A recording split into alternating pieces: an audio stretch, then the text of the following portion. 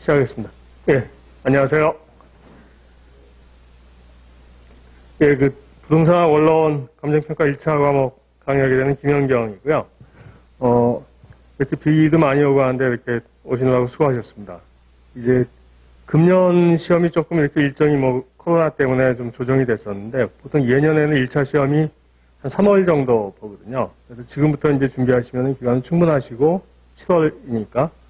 그래서 이제 개인적으로 공부하신 분량이나 이 선행학습에 따라서 2차 공부도 병행하시면서 하실 수 있는 부분이 있고요.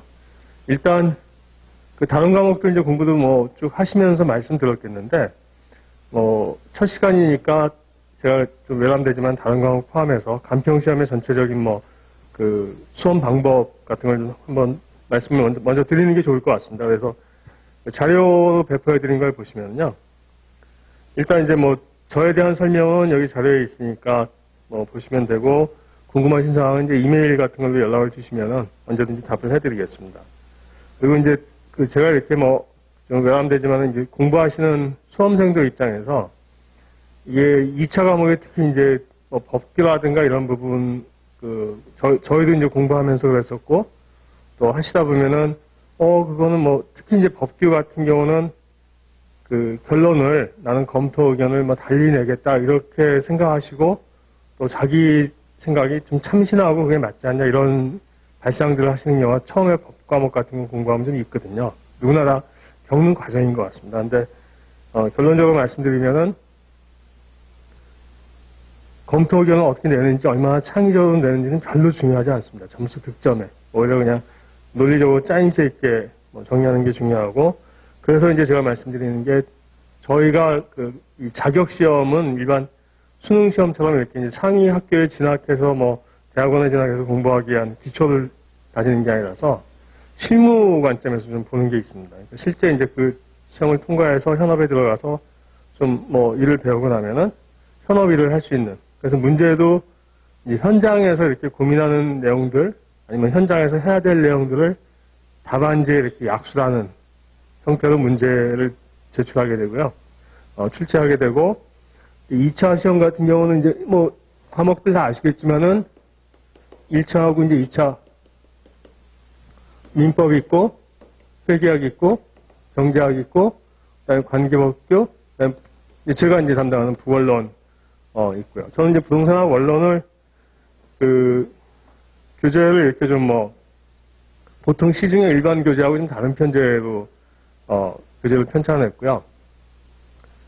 일단 굉장히 얇습니다. 그래서 이거 갖고 다 커버돼라고 하실 수 있지만은 충분하고 남습니다. 이상 공부하시는 거는 노력의 낭비입니다. 이 과목은. 네, 이걸로 충분하고 남고, 이거는 이제 체계적으로 글자 수를 줄여서 또 이렇게 좀 트리 형태로 이렇게 그래프 형태로 도식화해 놨잖아요. 그래서 좀 골자를 빨리 보실 수 있고 구조적인 틀을 보실 수 있게 작업을 한 거고요. 내용은 전혀 부족하지 않습니다. 부분은 제가 다 자신 있게 말씀드립니다. 그러니까 이제 일반적인 부동산 원론이 보통 공인중개사 과목의 부동산 개론 교재로 이렇게 나오는 것들이 많아서 공인중개사 시험은 이제 수험생들이 상당히 많다 보니까 교재 편찬을 이제 출판을 하다 보면은 여러 가지 형식을 갖추고 하느라고 내용이 두 배, 세 배 불어나게 됩니다. 수험서 목적보다도 교과서 편제를 갖추고 이렇게 하다 보니까 내용이 늘어나게 되고, 또 한 가지 이제 약간 저서의 어떤 권위라든가 무게감 같은 것 때문에 조금 내용을 또 늘리는 경향이 사람들이 다 있고요. 그리고 이제 교과서이기 때문에 굉장히 나올 가능성이 희박하거나 좀 그런 부분도 다 다루게 됩니다. 그건 저는 과잉이라고 생각합니다. 저희는 이제 시험을 보는 사람 입장이니까 가성비가 제일 중요하다고 생각되고요. 그래서 여러 과목을 동시에 보시잖아요. 그래서 짧은 시간에 과락이 나는 과목이 없이 합격권 안에 드는 게 제일 중요해서 노력을 이제 이렇게 다른 과목 공부하시는 걸 감안해서 노력을 좀 배분하는, 그래서 좀 줄일 수 있는 부분은 최대한 줄여서 보시는 게 좋지 않을까 생각하고요. 1차 과목은 5개인데 2차는 이제 3과목이죠. 시험 보는 순서로 실무, 이론, 법규가 있습니다. 1차는 시험 보는 순서는 제가 정확하지는 않고요. 결론적으로 말씀드리면 1차는 회계학이 핵심입니다. 이게 50% 이상 과락이 나요. 금년은 더 나을 것 같습니다. 예, 왜냐하면 이게 이제 금년에는 코로나나 이런 것 때문에 1차 응시생이 많잖아요. 그러면은 보통 그 전문 자격 시험이 뭐 예를 들어서 1차가 있고 2차가 있으면은 뭐 세무사도 있고 변리사도 있고 변호사도 있고 뭐 회계사도 있고 간평도 있고 그러면은 1차하고 2차 경쟁률은 시험마다 좀씩 차이가 있습니다. 차이가 있는데 다 곱하면은 20대 1 정도 됩니다. 희한하게. 이건 제가 직접 이렇게 시험별로 응시자 인원하고 합격자 수하고 이렇게 해가지고 한번 그 성인교육시장 규모를 한번 추정하느라고 숫자를 한번 추려봤었어요. 그랬더니 한 20대 1 됩니다. 20대 1 되고 간평시험은 1차 경쟁률이 한 2대 1 내지 3대 1 정도. 그럼 2차 경쟁률이 6대 1 내지 뭐 한 7대 1 이 정도 되겠죠. 그러니까 간평시험은 2차가 핵심입니다. 2차가 핵심이고 예를 들어서 이제 다른 시험은 제가 잘 모르겠고 변리사 시험은 1차가 좀 경쟁률이 높은 것 같아요. 1차가 이렇게 뭐 자연과학도 있고 뭐도 있고 뭐 전기, 뭐 전자, 뭐 기계 이렇게 자기 전공별로 시험들을 보니까 1차가 한 4, 5대 1, 뭐 4대 1, 5대 1 정도 되는 것 같고 2차도 한 뭐 3대 1, 뭐 4대 1 이렇게 이제 세무사 시험은 1차보다는 2차가 경쟁률이 많이 높습니다. 이게 뭐 정확한 숫자는 모르겠는데 예를 들어서 한 10대 1. 이거는 이제 세무사 시험은 1차 시험을 면제를 보시는 세무공무원들이 많으세요. 전국에. 그러니까 뭐 간평 시험도 이제 관련 업무를 5년 이상 하면 1차 시험 면제되잖아요. 근데 세무사 시험도 세무공무원들 이렇게 뭐 10년, 15년 하신 분들은 기본적으로 1차 시험을 면제 보실 수 있는 면제되는 대상이죠. 그러니까 수험 공부에 충실을 못해도 일단 2차 시험 응시하시는 분들이 많아요. 뭐 시험장에 못 오시는 분도 있고 또 응시는 시험장에 왔어도 뭐 수험 공부를 뭐 할 시간이 없어가지고 그래서 뭐 이런 특성은 있는데 이제 이런 것 다른 시험은 중요하지 않고 저희 시험은 이 정도 되니까 2차가 더 비중이 크고요. 근데 2차로 가기 위해서 1차 시험에서 한 20개를 내는데 1차 시험에서 어느 정도 좀 숫자를 줄여주지 않으면 2차 시험은 논술형이니까 출제하고 채점할 때 굉장히 행정적으로 처리가 어렵거든요. 그러니까 어쩔 수 없이 1차 시험에서 난이도 조절을 해가지고 숫자를 조절합니다. 그러니까 예를 들어서 이제 금년처럼 2차 시험 저희가 뭐 산업인력관리공단에서 이렇게 이제 시험 보는 인원을 감안해서 시험 보는 학교 수라든가 뭐 거기에 감독관들 다 이제 예산 반영해서 시험 행정을 하잖아요. 예산을 이제 그 전에 잡지 않습니까?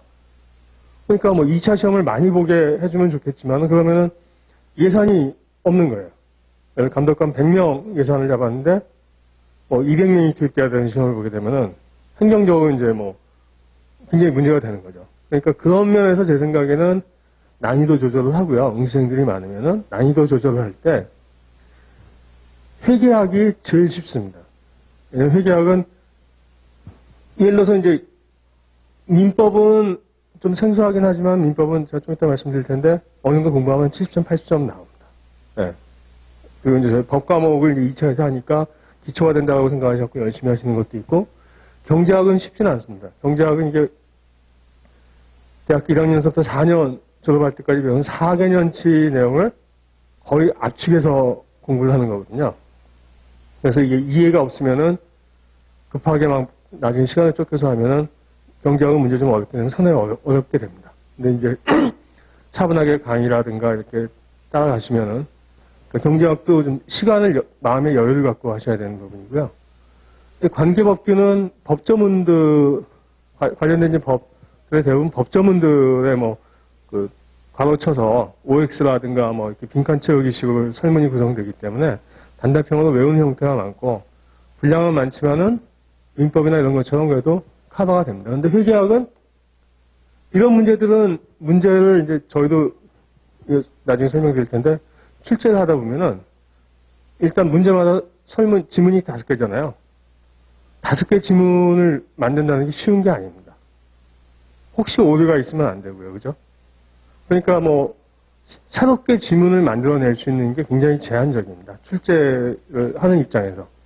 며칠 동안 출제를 하면 자료들을 주고 해도 그러니까 기존의 지문 같은 것들을 약간 변형해서 내게 되죠. 이건 이제 대부분 지문들이 말로 돼 있으니까, 경제학은 대부분 말이고 뭐 숫자도 좀 있지만은 말로 돼 있으니까 말로 된 걸 바꿔서 완전히 새로운 문장을 만드는 건 상당히 힘들고, 기존에 있는 지문들을 점씩 풀어가지고 변형시키는 건데, 회계학은 살짝 똑같은 문제를 내더라도 완전히 누구나 새로운 문제입니다. 왜냐하면 처음부터 계산을 해야 되고요. 완전히 똑같은 문제를 내도 예를 들어서 뭐 1번, 2번, 1, 2, 3, 4, 5번 순서만 바꿔도 분간할 수 없습니다. 네, 그러니까 이제 회계학은 문제 내기도 좋고, 계산량도 많고요. 그래서 회계학 같은 경우는 이게 보통 이제 저희 재무제표 만드는 재무회계가 있고, 원가회계가 있거든요. 기업에서 이제 제조원가나 뭐 상품원가 이렇게 관리하기 위한 원가회계가 있는데, 회계학의 노력을 많이 들이셔야 됩니다. 그래서 제가 책을 얇게 만드는 이유를 말씀드리는 게, 부동산 원론이 안 중요하고 뭐 이렇다는 말씀을 드리려고 하는 게 아니라, 여기서 공부하는 시간을 최대한 효율적으로 가성비를 높게 해서, 과락이 되면은 이 과목에서 과락이 되면 넘어가지 못하지 않습니까? 네. 일단 과락이 안 나와야 되고, 회계학은 과락을 충분히 낼 수 있는 과목입니다. 조금만 난이도를 높게 하면은. 계산량이 많아서 40문제 나오는데 1시간에 10문제 풀기 바쁜 경우도 많습니다. 네. 저도 처음에 뭐 시험 볼 때, 저도 이제 회계학을 그 전에 대학 MBA 같은 걸 하면서도 좀 하고 했었거든요. 네. 현업을 하면서 이제 공부를 해서 이렇게 충분히 계산 문제를 못했지만은 아주 모르는 상태는 아닌데 어느 정도 했다고 생각하는데, 막상 시험 보니까 10문제 채 풀기 어렵습니다. 그래서 이거는 문제 푸는 요령도 필요하고 순서도 필요한데, 보통 이제 회계학은 어떻게 하냐면은 말로 된 걸 먼저 풀고요. 말로 된 거는 쭉 보고서 OX 형태니까. 그 다음은 이제 개인 취향인데, 보통은 원가회계가 조금 쉽다고 생각해서 원가회계 문제를 먼저 푸시는 경우도 있고, 그 다음에 이제 남는 시간에 재무회계 문제 풀고 한 2, 3분 나오면은 쭉 보고서 가장 적게 답안 작성한 거 쭉 찍는다든가, OMR 카드로. 그래서 회계학은 이거는 아주 과락의 핵심적인 과목입니다.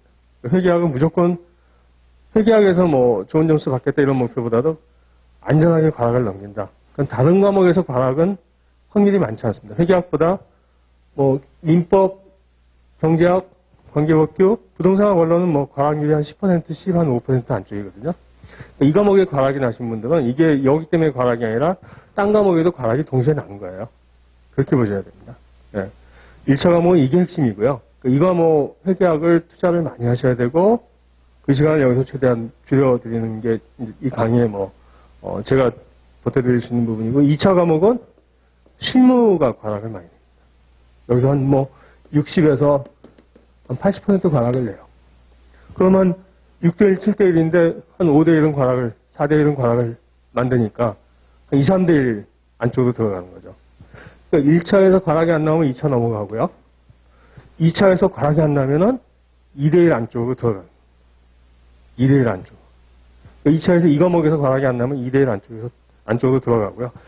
실무에서 과락이 안 나는 분이 여기서 과락이 나는 경우는 많지는 않습니다. 예를 들어서 이제 동차생 같은 경우 법규 공부가 좀 부족하다든가, 아니면 이거 내가 본 단어가 탑 나왔어. 그래서 논점을 충분히 생각하지 않고 완전히 동문서답하는 경우, 그거는 이제 방법이 없는 거고요.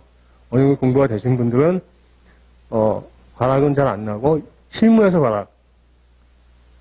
이거를 이제 제일 먼저, 실무에서 2차에서 과락이 안 나면 2대1 안쪽에 들어가는 겁니다.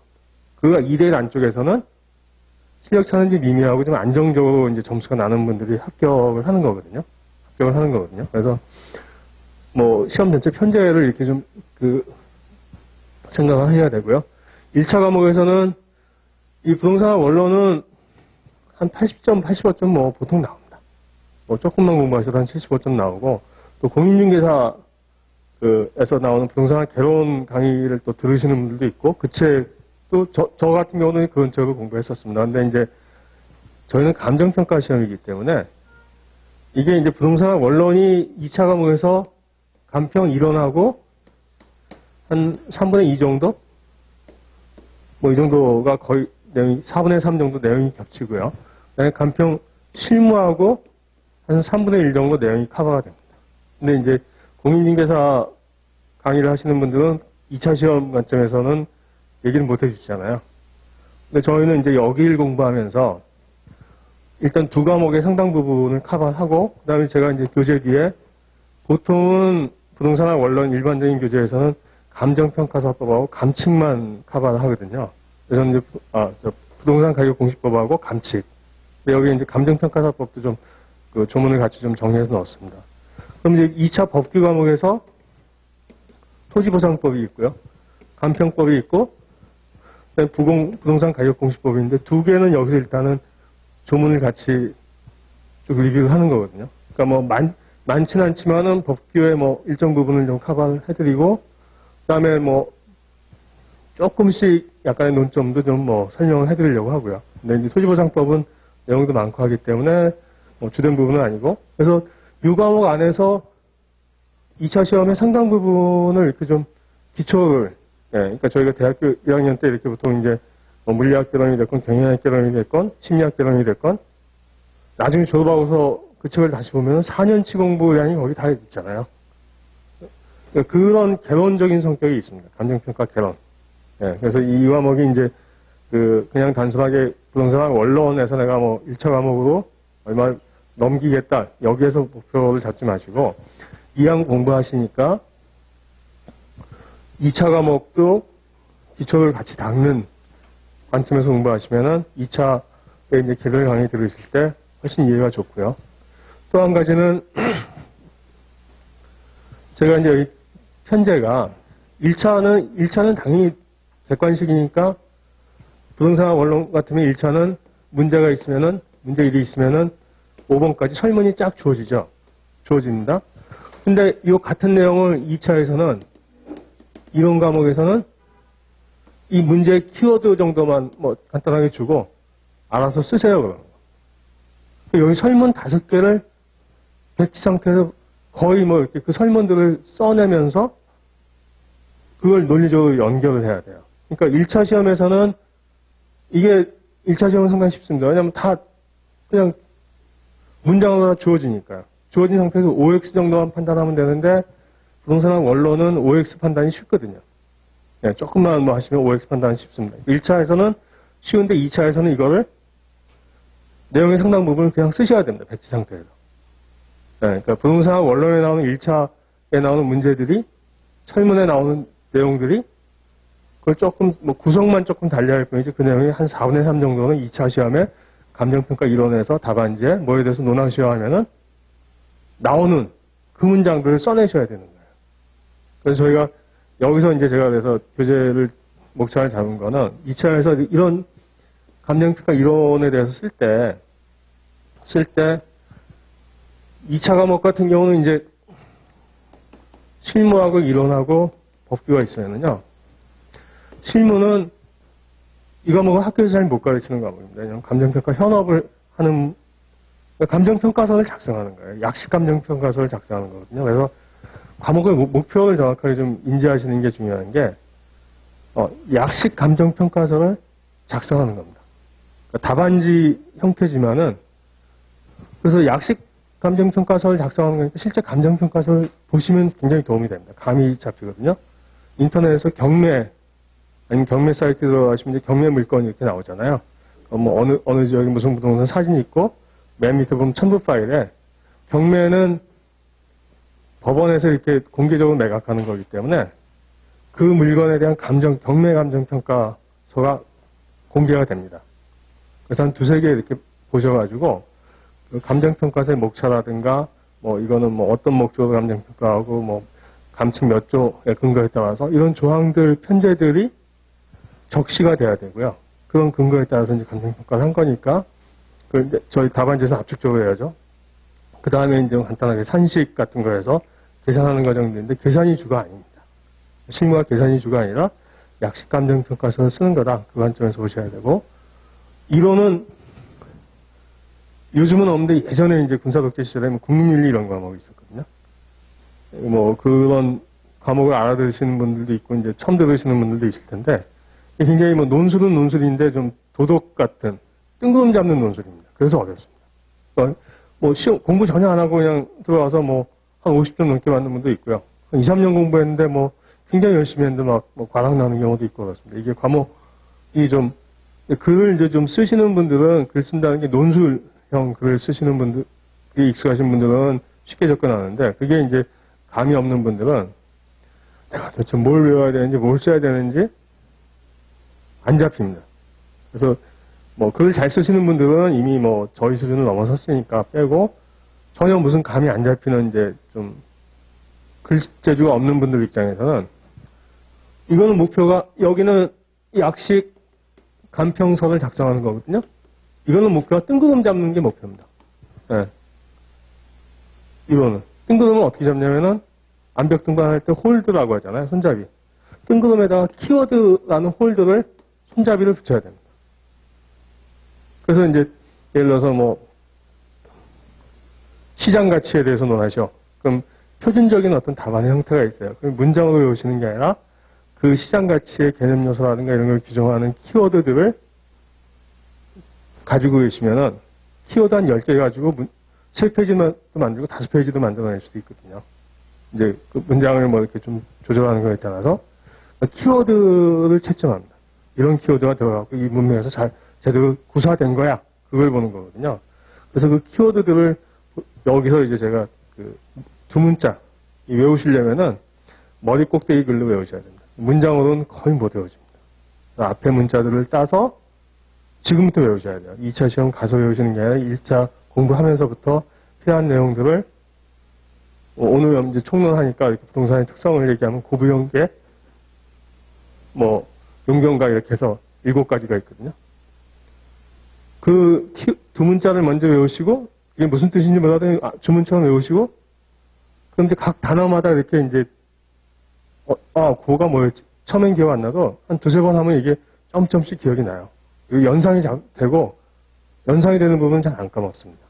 두 문자가 입에 이렇게 음으로 붙으면 그래서 두 문자를 외우셔야 되고요. 그게 키워드입니다. 그 키워드를 가지고 있으면 그걸 가지고 이 시험 공부하시는 분들은 문장을 만들어서 이렇게 논리 구성하시는 건 어렵잖아요. 그 키워드가 들어가야 지점이 되고요. 그리고 이왕 말씀드렸으니까 제가 이제 여기 뭐 법을 전공하신 분들도 있겠지만은 법 공부를 하신 분들도 있고 또 처음 하시는 분들도 있고 그래서 이제 저기 하신데 법 과목 공부할 때 이제 이게 리걸 마인드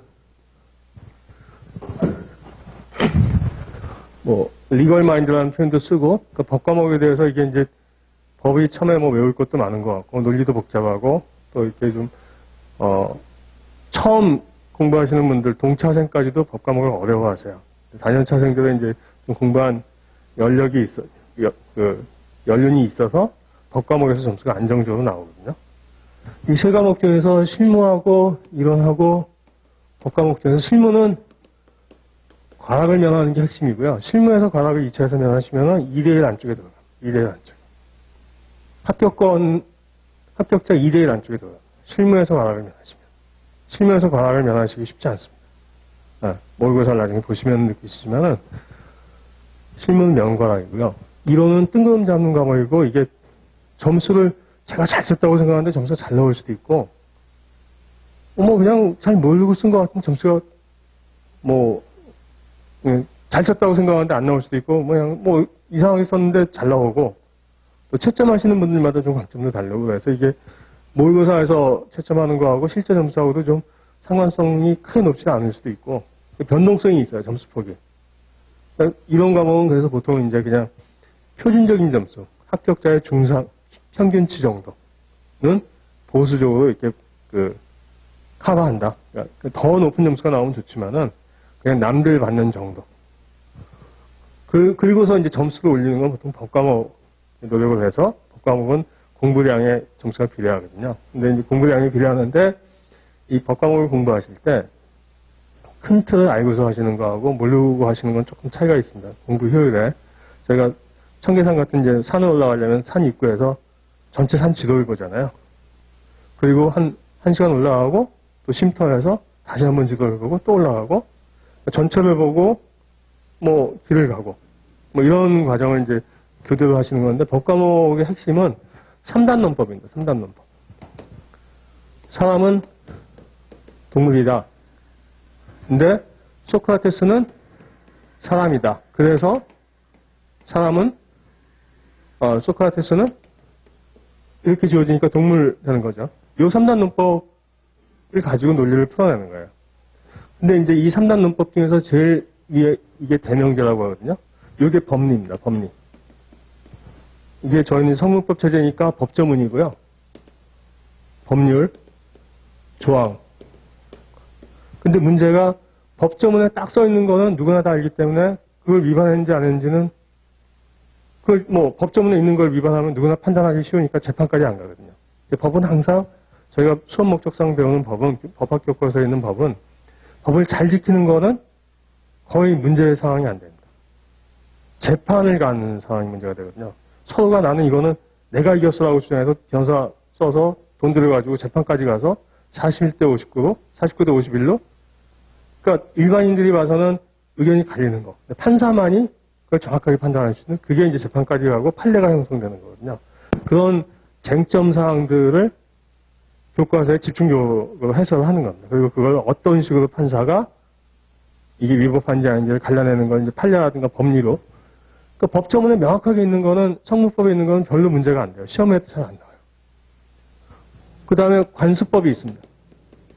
저희 민법 1조에 보면 이제 법의 원천이라고 하는 부분 혹시 배우셨는지 모르겠는데 성문법, 관습법, 그 다음에 조리.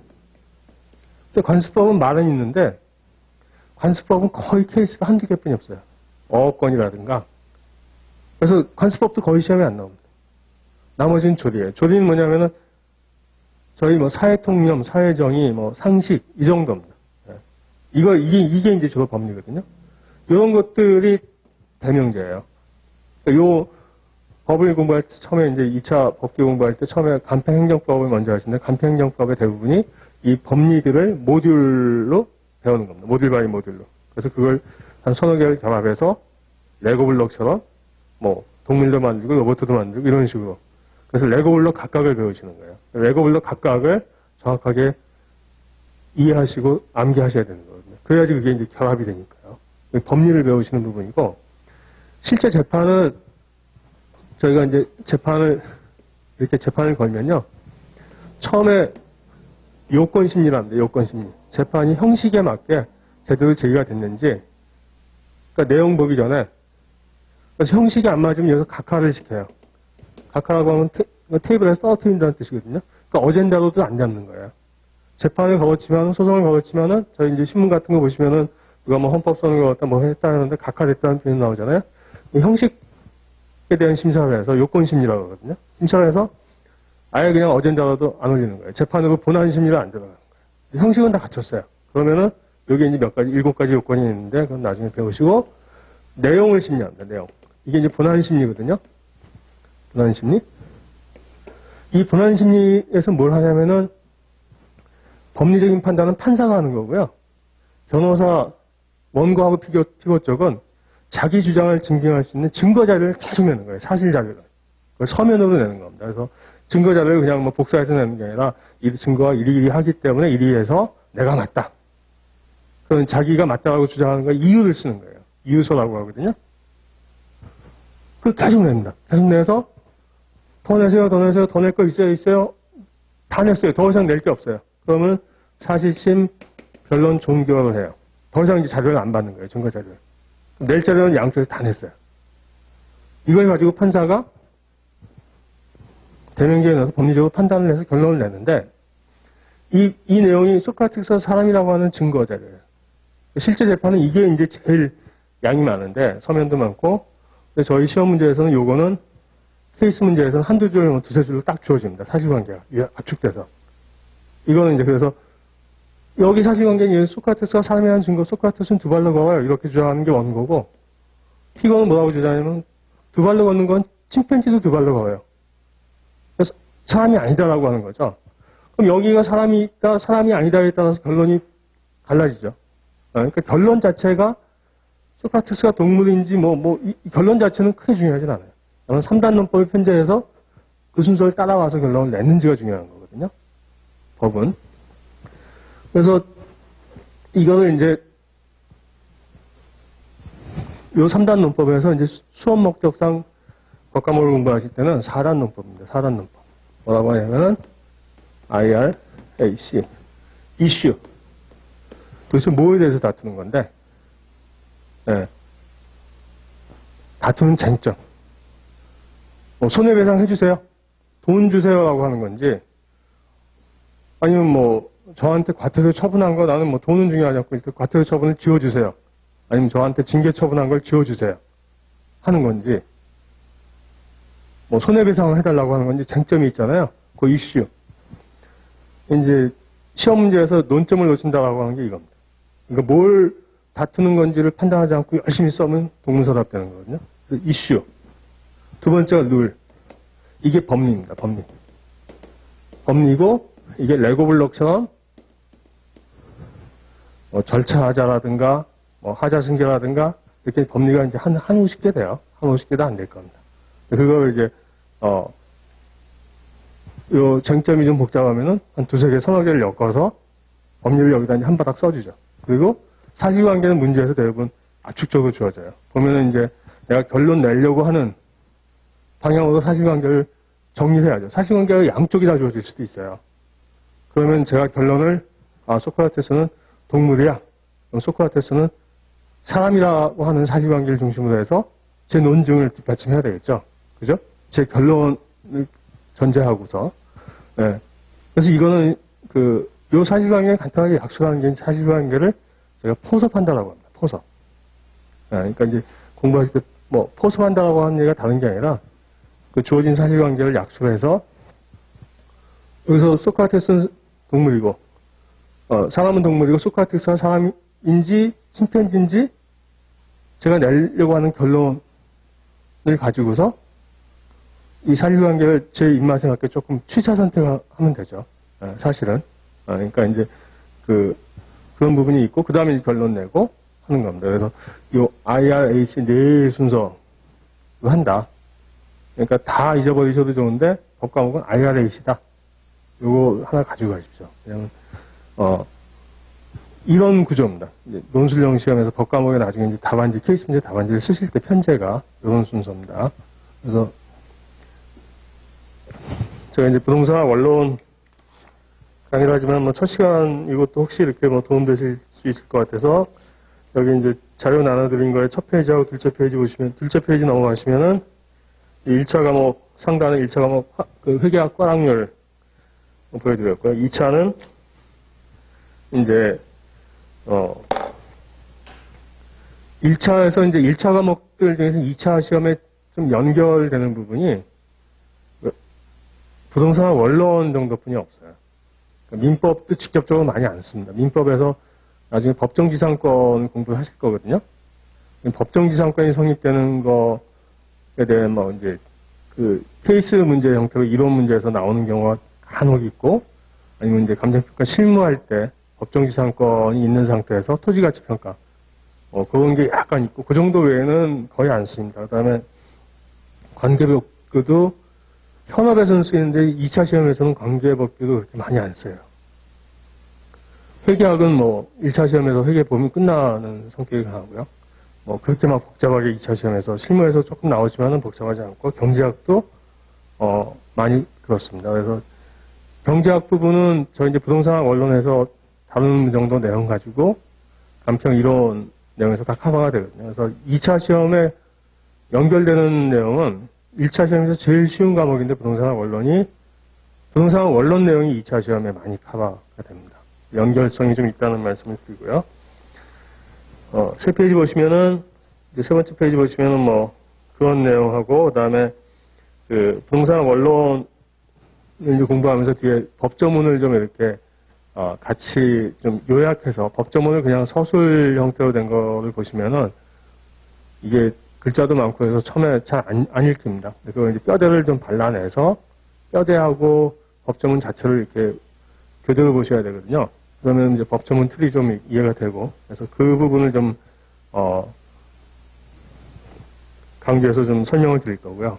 그렇게 해서 법조문을 공부를 해놓으시면 나중에 29회 시험인가 그때 이제 부동산 가격 공시위원회에 대해서 설명하시라는 게 법규 문제가 나왔어요. 준비를 못 하신 분들이 제법 많습니다. 그래서 브리타 문제였다 그랬거든요. 그러니까 사실 그 따로 누가 준비는 하지 않습니다. 근데 이제 평소에 공부하시면서 많이 받으시면 그게 생각이 나서 어느 정도 써낼 수 있는 뭐 그런 효과가 좀 있고요. 그 다음에 3페이지 밑에는 이제 지금 말씀드린 실무하고 법규에 대한 부분. 4페이지 보시면은 이제 본론으로 이제 제가 뭐 강의 방향을 말씀드리면요. 전체 편제는 이제 총론, 오늘은 이제 총론 부분을 조금 할 거고요. 뭐 부동산이 뭔지, 뭐 이게 뭐 사회과학이다, 뭐 실용과학이다, 뭐 이런 이제 이제 뜬금포 같은 얘기도 뭐 잠깐 드릴 거고요. 그런 부분은 이제 쉽고, 근데 이제 조금 더 세부적으로 들어가서 부동산에 대한 민법의 정의라든가 토지 그다음에 주택 뭐 이런 부분에 대한 정의, 이제 그런 것들 조금 강론으로 들어가서 말씀드리고, 이제 경제, 강론 들어가면 이제 뭐 경제라든가 시장, 정책, 이게 좀 탑다운 형식으로 이제 거시적인 부분이고, 그 다음에 이제 부동산 개발하고, 개발하려면은 자금을 조달해야 되잖아요. 제가 뭐 아파트를 살 때도 대출 받고, 그래서 내가 투자 수익이 얼마 나오고 수익률 분석하고, 결국은 요점은 부동산을 통해서 얼마만큼 돈 벌 수 있는가를 따지는 게 핵심입니다. 그걸 하기 위해서 뭐 시장, 경제적인 측면, 정책적인 측면, 그다음에 뭐 개발 과정, 자금을 대출하는 조건, 뭐 이런 것들 좀 산정하고 나중에 투자 수익률을 산정하는. 그래서 이제 부동산 금융, 개발, 투자, 뭐 그쪽까지 연결이 됩니다. 5페이지 보시면은 그런 내용들 이제 강론에서 섹션별로 다루게 되고요. 그다음에 이제 감칙이라고 있습니다. 감칙. 감칙이 감정 평가에 관한 규칙입니다. 규칙. 이제 나중에 법과목 공부하실 때 뭐 나오는 용어인데, 저희가 이제 법이라고 하면 그냥 일상적으로 알지만은 법률이라고 하고요.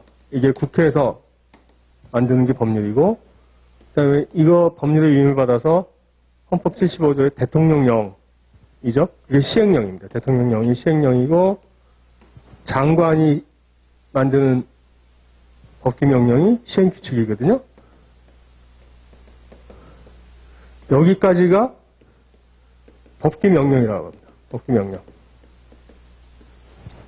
이거 법규명령이라고 하는 용어가 딱 쓰여지면은 이건 판사가 재판을 할 때 재판의 기준입니다. 위법하다 아니다의 판단의 기준이에요. 여기까지가 법규명령입니다. 시행규칙까지가. 네. 그리고 행정규칙이라고 하는 용어가 있습니다. 이거는 행정부 내부에서 그냥 뭐 근태규칙이라든가 공무원들 자체 뭐 조직관리라든가 이런 걸 하기 위한 거예요. 이거는 일반 국민을 구속하지 않습니다. 재판의 기준이 안 돼요. 이건 법규명령이 아닙니다. 네. 근데 원래 용어는 그렇고요. 근데 여기서 이제 감정평가에 관한 규칙이라고 할 때 이 규칙은 시행규칙의 규칙을 얘기하는 거예요. 이제 이걸 구체적으로 설명드리는 게, 법규명령은 재판의 기준이 되는 판사가 판단을 할 때, 판결을 할 때 위법하다 아니다의 기준이거든요. 행정규칙이라는 말이 있어요. 그리고 또 시행규칙이라는 말이 있고, 또 이렇게 보면은 뭐에 관한 규칙에서 이게 시행규칙인지 행정규칙인지 좀 모호하거든요. 막 쓰다 보면 나중에 이제 법과목 공부하실 때 행정규칙의 법규성 뭐 이런 거 가지고 논하는 이제 법리가 있는데 좀 헷갈리시는 부분이 생겨요. 그래서 지금 말씀드립니다. 그래서 법규명령이 판사가 기준으로 삼는 거고, 행정부 내부에서 자체적으로 이렇게 뭐 조직규칙이라든가 뭐 근무 뭐 징계라든가 이런 근태 뭐 이런 거에 대한 자체적인 공무원들만 구속하기 위한 건 행정규칙이고, 근데 감칙이라고 할 때 감정평가에 관한 규칙은 시행규칙을 줄인 거라서 요거는 법규명령입니다. 이건 저희가 반드시 지켜야 되는 거예요. 그러니까 이걸 안 지키면, 감정평가할 때 이걸 안 지키면은 법을 위반한 겁니다. 감칙은. 그러니까 그렇게 생각하시면 됩니다. 그걸 설명드리려고 하는 거예요. 감칙을 위반하는 거는 법규명령이기 때문에 이걸 안 지키면 위법입니다. 위법. 그래서 이제, 세부적인 감정평가에 대한 세부적인 내용을 감칙에서 규정을 하고 있어서 감칙을 굉장히, 이제 2차에서도 감정평가 이론에서도 굉장히 감칙을 가지고 쭉 오랫동안 공부하시고 실무에서도 하시고 그렇습니다. 그래서 그 내용을 감칙도 조문이 28조 정도 되거든요. 근데 이걸 쭉 이제 그냥 감칙 조문으로 서술된 걸로 쭉 읽으시면은 뭐 글자도 많고 잘 안 읽힙니다. 이걸 이제 좀 이렇게 발라내가지고 마치 저희가 해부학 같은 책처럼 이렇게 골격 같은 거를 발라내서 구조적으로 좀 편제를 좀 맞춰서 이렇게 보면은 압축적으로 좀 볼 수가 있습니다. 그래서 여기는 이제 교과서 형태로 이렇게 적혀 있지만 그 다음 카페 감정평가 그 카페가 있잖아요. 거기 제가 좀 올려놓은 감칙 그 마인드맵으로 해서 올려놓은 게 있거든요. 그거 한번 보시면 나중에 참고가 되실 거고요. 그거 이제 감칙하고 감정평가사법하고 이제 부동산 가격 공시법을 좀 설명을 드릴 겁니다. 그래서 지금 이제 오늘 나눠드린 자료하고 이 교과서 편제가 어떤 소프트웨어를 가지고 만들었냐면은 혹시 뭐 나중에 그 서브노트 같은 걸 만드시거나 이제 그 뭐 하실 때 쓰시는 분들도 있을 것 같아서 마인드맵이라고 하는 이게 뭐 워드 프로세서, 뭐 스프레드식 이런 것처럼 이제 프로그램의 하나의 카테고리고요. 이 중에서 저는 이제 프리마인드라고 하는 오픈웨어입니다. 오픈웨어니까 구글에서 무료로 다운받을 수 있는 걸 가지고 작성을 했고, 이게 저희가 브레인스토밍 같은 거나 아니면 뭐 이제 이런 거 할 때 또 활용하시면 도움 될 수도 있고, 저기서 이제 작성을 해서 출력하는 형태를 이런 식으로 좀 선택을 하면 이 편제도 출력이 되거든요. 그래서 나중에 혹시 뭐 이런 걸 또 사용하실 분들이 있을지 몰라서 말씀을 드린 거고요. 이 서브노트 형태로 이제 교재를 만든 거는 공부가 이게 휘발성이 높아서 한 번 해서 안 외워집니다. 외웠다 까먹고 한 4, 50번 외웠다 까먹을 생각하셔야 돼요. 뭐 3회도 계속 할 거겠어요? 이건 다 거짓말입니다. 격수기 중에 뭐 이렇게 자기 과시욕도 있고 불가능합니다. 기본서만 읽고 공부했어요? 그런 분들은 이 시험을 안 봅니다. 그것도 불가능합니다. 왜냐면은 기본서는 주옥 같은 명문들이 몸장들은 좋은데 다 읽고 나면은 손에 잡히는 게 없어요. 물기만 남아있고 다 물이 빠져버립니다. 내용이 너무 많기 때문에 다 외울 수가 없잖아요. 거기서 핵심을 외워야 되는데 뭐가 핵심이야? 뭐 이렇게 뭐 읽을 양이 많다 보니까 그래서 이제 그거를 최대한 이렇게 저희가 요약하는 게 서브노트고, 근데 서브노트만 보시면은 공부가 늘질 않습니다. 서브노트를 제가 중심으로 해서 강의에서 설명드리고 만료된 부분을 보시고, 근데 부동산학 원론은 다행히 만료된 부분을 복잡하게 보실 필요는 없어요. 네.